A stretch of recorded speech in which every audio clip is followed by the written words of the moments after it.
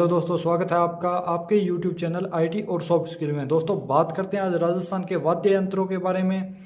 तो सबसे पहले बात करते हैं, वाद्य यंत्रों को 4 भागों में डिवाइड किया गया है। पहला तत्वाद्य यंत्र, यानी जिसे तारों के माध्यम से बजाया जाता है, ध्वनि उत्पन्न की जाती है। दूसरा है सुशीर वाद्य यंत्र, यानी जिसे फूंक मार कर बजाया जाता है। तीसरा है अवनद वाद्य यंत्र, यानी चमड़े, यहाँ इसमें चमड़ा लगा होता है, चमड़े को पीट कर इसे बजाया जाता है।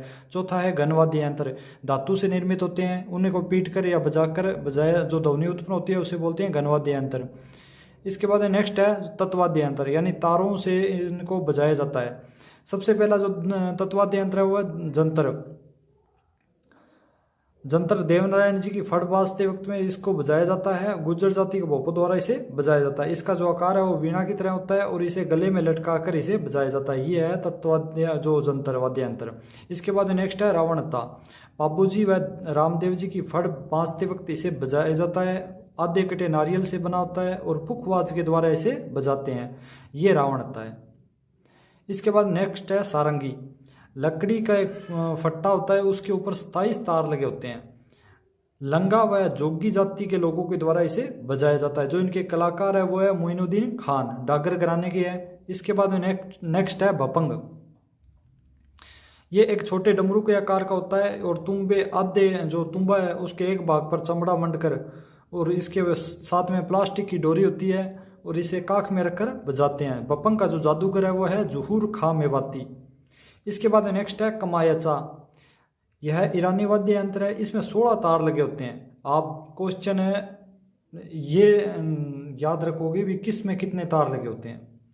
तो सबसे पहले ईरानी वाद्य यंत्र है, उसमें 16 तार लगे होते हैं। और क्वेश्चन ये आता है इस प्रकार से, भपंग किसके अंदर है? तत्वाद्य यंत्र है, सुशीर है, अवनद है या फिर घनवाद्य यंत्र है? तो इस प्रकार से क्वेश्चन आता है। कमायाचा ईरानी वाद्य यंत्र है, 16 तार लगे होते हैं, सारंगी जैसा है और वादन है जो मंगनियार जाति के द्वारा किया जाता है, इसे बोलते हैं कमायाचा। इसके बाद नेक्स्ट है रबाब। रावत व भाटों द्वारा मेवाड़ क्षेत्र में बजाया जाता है। इसमें 5 तार लगे होते हैं। इसके बाद में तंदूरा, चौतारा, वीणो या निशान कामड़िया पंथ के लोगों द्वारा बजाया जाता है। इसमें 4 तार लगे होते हैं। इसके बाद में एक तार लगा होता है, अंगुली से वादन किया जाता है और नारद का वाद्य यंत्र है ये। इसके बाद में मोहन वीणा, जो गिटार है एक प्रकार से उसे ही मोहन वीणा कहते हैं। इसमें 14 तार लगे होते हैं और पंडित विश्व मोहन भट्ट ने इसे बनाया था। इसके बाद में केनरा एक 2.5 से 3 फीट लंबा बांस होता है जिसके ऊपर तार लगी होती है। ये बांस हो गया, इसके ऊपर ये तार होगी। इसके बाद में चिंकारा, एक तबली होती है, उस पर 3 तार लगे होते हैं। मेवाड़ में ग्रासियों द्वारा इसका वादन किया जाता है। इसके बाद में सूरजमंडल, यानी लकड़ी के फट्टे पर 21 से 28 तार लगे होते हैं और इसे गोद में रखकर अंगुलियों से बजाते हैं, उसे बोलते हैं सूरजमंडल। इसके बाद में अपंग, ये भी तत्वाद्य यंत्र है। गुजरी, छोटे रावण हत्ते को गुजरी कहते हैं। बोली, कठपुतली जो नाट्य होता है उस दौरान जो बोली जैसे बोलते हैं, हम बात करें उसी प्रकार एक बोली बोली जाती है, उसे बोलते हैं बोली। इसके बाद में है पावली, सी की आकृति का वाद्य यंत्र होता है और कथोड़ी जाति के द्वारा इसे बजाया जाता है। इसके बाद में है दुकाको, घुटने के नीचे दबाकर बिल्लों द्वारा इसे बजाया जाता है। इसके बाद में 2 नंबर है सुशीर वाद्य यंत्र, फूंक मारकर जिसे बजाया जाता है उसे बोलते हैं सुशीर वाद्य यंत्र। 1 नंबर है पुंगी या वीणा, तुम्बे में 2 बांसुरी फंसाकर इसे बजाते हैं, कालबेलिया नृत्य में इसे बजाते हैं। 2 नंबर है रणबेरी या बुंगल, पीतल से बना होता है और भवाई नाट्य में वादन किया जाता है। तुरई, चिलम के जैसा होता है और युद्ध के समय बजाया जाता है। इसके बाद में बरगू, चिलम जैसा होता है और तुरई से बड़ा होता है, उसे बोलते हैं बरगू। इसके बाद में बांसुरी में 7 छेद होते हैं और समान दूरी पर होते हैं। इसका जो कलाकार है वो है हरि प्रसाद चौरसिया। जिसमें 6 छेद होते हैं उसे बोलते हैं सुला और जिसमें 5 छेद होते हैं उसे बोलते हैं पावली। नाद, बांसुरी जैसा होता है लेकिन जब इसमें फूंक मारते हैं जो गूंज उत्पन्न होती है। करना 7 से 10 फीट लंबा होता है और वर्तमान में पाली के मंदिरों में इसे बजाते हैं। इसके बाद में नेक्स्ट है मोरचंग, लंगा जाति द्वारा इसका वादन किया जाता है। इसके बाद में नेक्स्ट है सतारा, यह बांसुरी, अलगोजा और शहनाई तीनों का मिश्रण होता है और भेड़ चराने वाले जो व्यक्ति होते हैं वो इसे बजाते हैं। इसके बाद में बैगपाइप या मशक, सेना का वाद्य यंत्र होता है ये।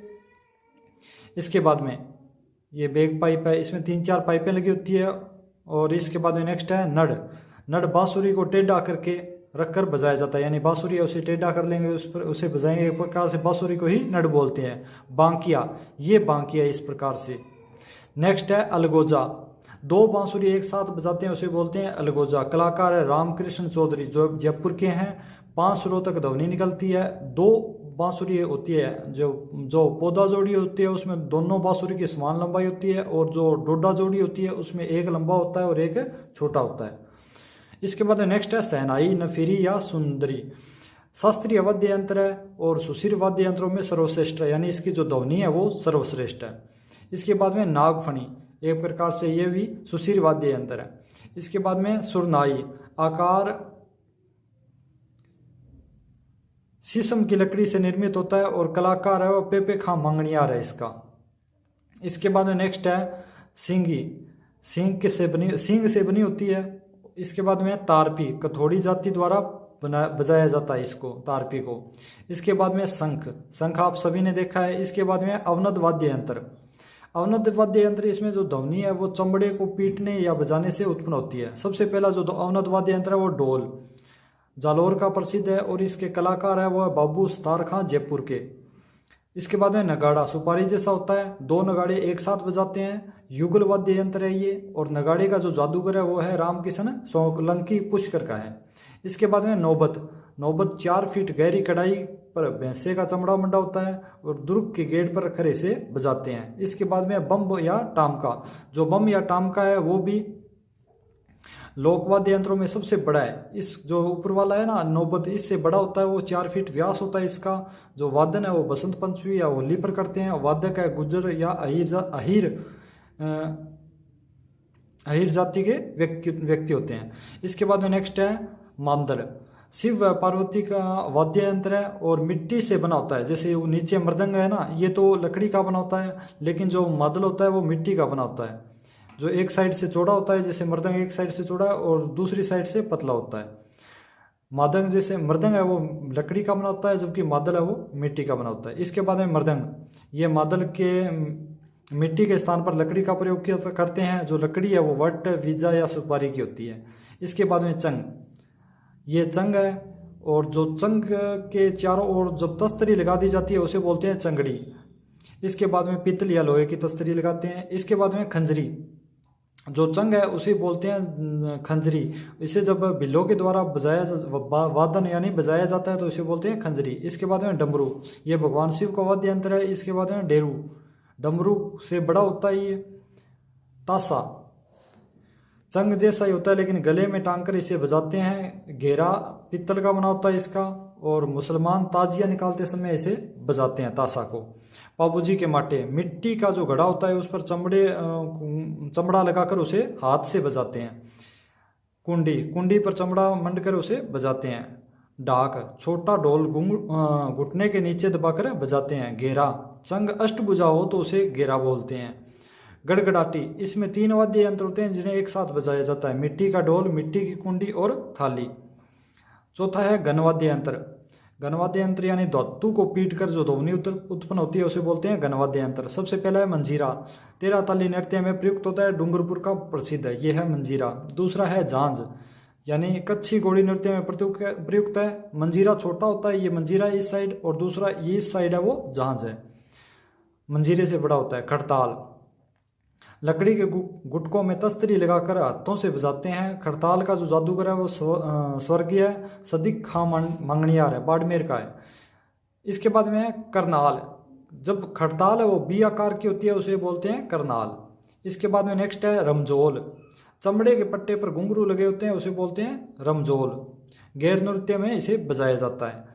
इसके बाद में ग्रासिया, ग्रासियों का लेजियम, इसे बोलते हैं ग्रासियों का लेजियम। एक साइड में लकड़ी का जैसे बांस का डंडा होता है, दूसरी साइड तस्तरी लगी होती है जो चारों ओर घूमकर इस प्रकार से लगी होती है।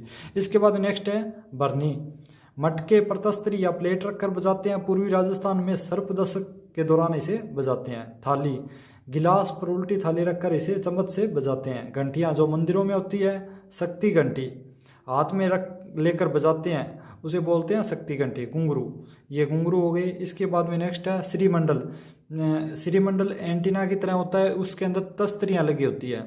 चींपिया में भी तस्तरी लगी होती है। इसके बाद में कागरेस, एक बांस का डंडा होता है जिसे ऊपर की तरफ से चीर कर उसमें तस्तरियाँ लगी होती है, तो उसे बोलते हैं कागरेस। तो ये था दोस्तों आपका वाद्य यंत्र। धन्यवाद।